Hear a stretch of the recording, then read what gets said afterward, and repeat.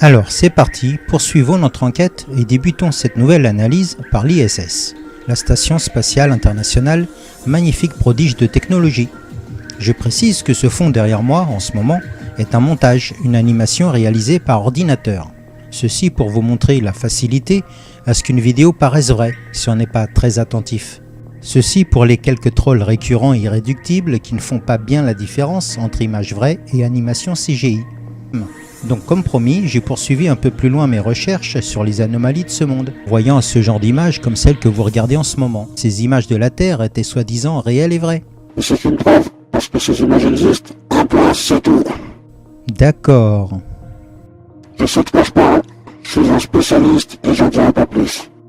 Ok. Bien. Parlons-en plutôt entre nous alors, si vous le voulez bien. Une des belles récentes installations sur l'ISS est nommée la coupole, qui permet une vision panoramique à 360 degrés depuis l'ISS.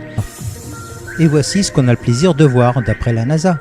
Je vous laisse d'abord en profiter un instant, avant d'être vraiment et totalement déçu par ce faux et grossier montage.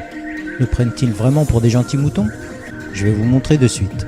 D'abord, pour pouvoir observer la Terre de cette façon, il faut connaître la hauteur de l'orbite de l'ISS autour de la Terre. Donc, merci Wiki. Nous pouvons lire ensemble. Périapside, 330 km. C'est l'orbite la plus basse de l'ISS. Et l'apoapside, à 420 km, c'est l'orbite la plus haute ou éloignée.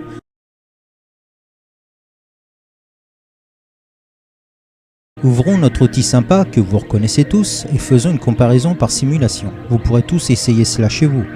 Vous trouverez la hauteur de vue en bas à droite. Vous remarquez tous mieux maintenant que c'est impossible placé entre ces deux orbites de voir la Terre de cette façon, comme montré sur ces soi-disant vraies images de la NASA. Repassons encore cette vidéo depuis la coupole, juste pour vérifier à quelle distance il faudrait monter en orbite de l'ISS pour voir la Terre ainsi. Vous pouvez lire comme moi, au minimum 16 000 km, au lieu des 420 maxi possibles, soit à plus de 40 fois la distance officielle et actuelle de l'ISS. Oui, alors réel ou pas? Mais de plus, regardez bien le mouvement de rotation de la Terre à travers les hublots de la coupole. Et comparons avec une simulation de la rotation de la Terre, que je place avec le même sens de rotation bien sûr. Et regardez bien, le parallélisme avec la rotation de la Terre, les continents, et regardez à nouveau ceux des hublots de la NASA. Vous ne remarquez rien? Tous en différents sens, entrecroisés?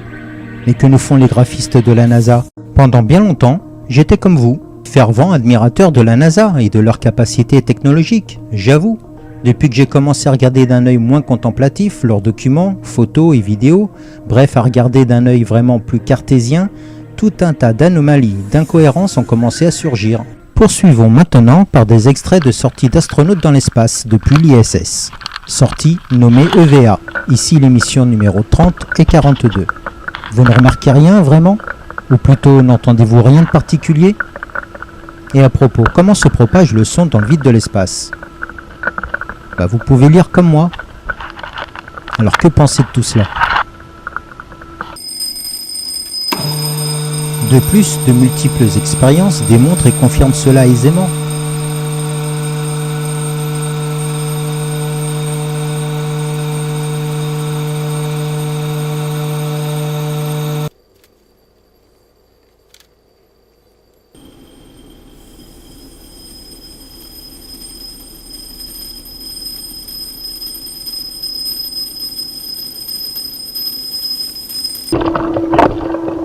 Et puis entre nous, écoutez bien à nouveau.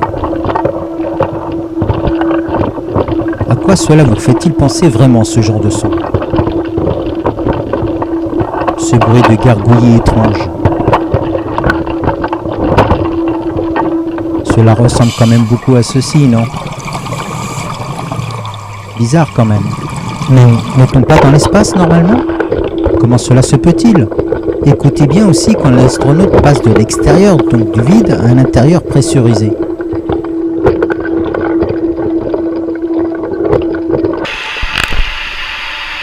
Plus de bulles. La différence est flagrante. Alors dans le vide de l'espace réellement ou pas, d'après vous? Bref, de quoi se poser pas mal de questions sur l'ISS. La vue de la Terre, la distance de vision depuis la cupola, on va dire bizarre ou anormale. Et on a en plus maintenant le son étrange enregistré sur une GoPro. alors que dans le vide, pas de son normalement. Et que de plus, ce son ressemble vraiment beaucoup à une plongée sous-marine. Mais ils ne peuvent pas être dans l'eau à bord de l'ISS. Pas comme lors des entraînements sur Terre quand même. La NASA ne peut nous faire une chose pareille. Et ne serait-ce pas des bulles? Oui, ici. Et encore ici. Et que voit-on là? Un plongeur en bouteille dans l'ISS, dans l'espace. Que dire? Que penser avec tous ces indices et faits surprenants? اللهم لا تؤاخذنا بما فعل السفهاء منا. دمتم طيبين ونشكركم على المتابعة. مع تحيات قناة واقع اليوم رياليتي توداي. نأمل بأن تدعمونا باللايك والسبسكرايب، فذلك يدفعنا لعمل المزيد من هذه الأفلام. السلام عليكم ورحمة الله وبركاته.